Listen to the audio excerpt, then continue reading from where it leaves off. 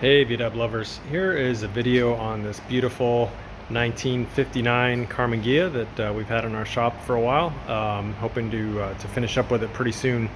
So this is what's considered an early Karmann Ghia. For those of you that don't know, if you do know all about Karmann Ghias, then you can just ignore this. But this model is actually referred to as a low light Karmann Ghia. So that's basically 56 through 59, and the reason it's called that is you can see how the headlights have like a real pronounced curve right here where the headlight kind of sits lower than the fender. There's almost like a bulge there. If you compare that to a later Ghia, this is a 61, you can see how the fender comes out almost straight and then the headlights right there. It doesn't sort of curve down and then the headlights sit down there lower. So that's where the name comes from, low light Karmann Ghia. Anyway, so yeah, this is actually a two-owner car right now. It's kind of an interesting story. The original family bought the car new, and they had it for quite a while. I may be mixing up some of the facts here a little bit, but I think basically what I'm about to say is true. Is that the family had it, and the parent or parents that owned it passed on, and the car had kind of fallen into disrepair and was in need of a full restoration over the years.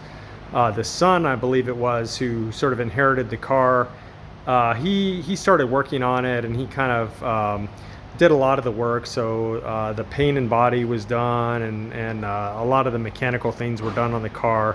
But eventually that owner, the son from the original family, he kind of lost steam or lost interest in the car.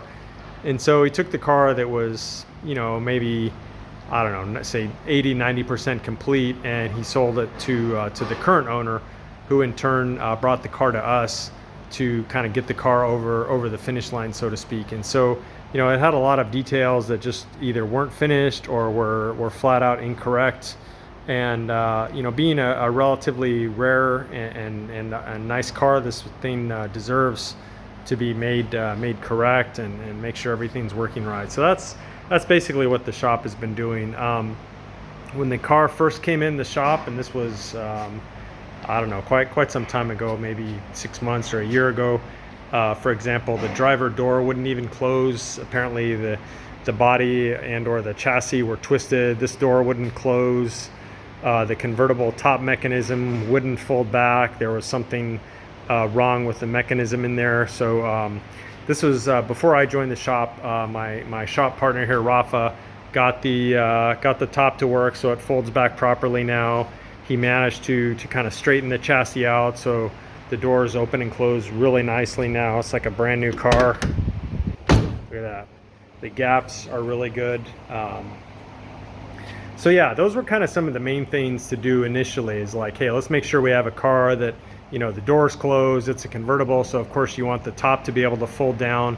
And then from there, it was really a lot of details to get this car to the point where it needed to be. It had quite a few parts on it that were just not correct for a low light Karmann Ghia. A lot of things just didn't work. Some of the wiring was kind of a mess, and so on and so forth. Things were missing. It had interior in it, but it kind of needed some improvement here. So you can see where we are now with the interior here, looking really nice. You can see the back seat here, if you can call it that. I don't know who could fit back there other than maybe a couple 5-year-olds. But anyway, yeah, so we basically took the car and got it looking proper, how it should. Got everything cleaned up, got everything functional, replaced incorrect pieces with the correct pieces. Got this radio installed, and so on and so forth. Then I mentioned in other videos, one of the things our shop is kind of known for is for getting the engine details. Let me pull this. Getting the engine details just right. And so we'll go ahead and pop this open. Again, listen to this door. Perfect. Come back here and take a look. So yeah, here's how the engine looks now. It did not look like this when we first started working on it. Again, I mentioned in some other videos, a lot of these details we're kind of known for using the correct stickers on the coil and the air cleaner, and you know, everything clean and, you know, proper colors and so on. Look at this, we got correct size battery. These are actually kind of hard to find. The car is 6 volts.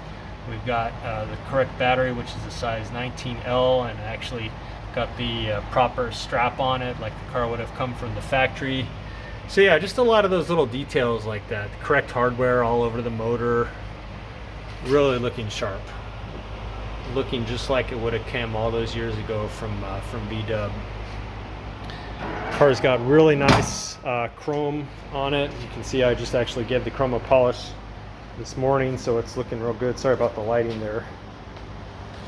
You can see also, I mentioned earlier why these cars are called low light. You can see the tail lights actually kind of have that same type thing going on, where the body curves way down and then the light sits kind of low. If you compare that to the later ones, the body kind of comes out like this, and then the tail light is sitting up about here. So they're really low lights, both in terms of the front lights and the back lights.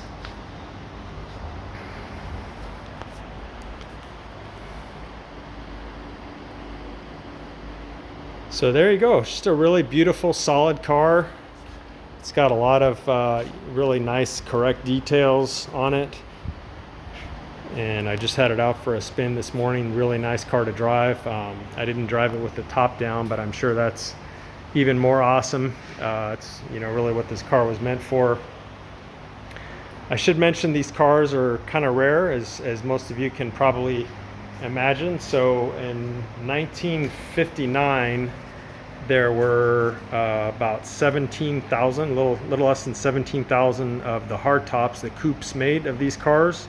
And the convertible, like this one you see here, there were only about 4,600 of those made. So pretty rare car. I don't know how many 59 convertible Karmann Ghias are still surviving to this day, but I'm sure it's a pretty small fraction of the 4,600 or so that were made to start with. Karmann Ghias were never produced in the numbers as Beetles. So for example, the year that they made the most Karmann Ghias was in '69, and even then they only made about 28,000 coupes and about 6,500 or so convertibles. So yeah, pretty rare car overall. And you know, again, the convertible is of course more rare than the hardtop. So yeah, really a cool car. It's a pleasure to have and work on here in the shop. And so yeah, hope you enjoyed this. Feel free to comment, or if you have any questions, I'll do our best to answer them. And please subscribe if you haven't already. And if you liked the video, then please click like. Thank you.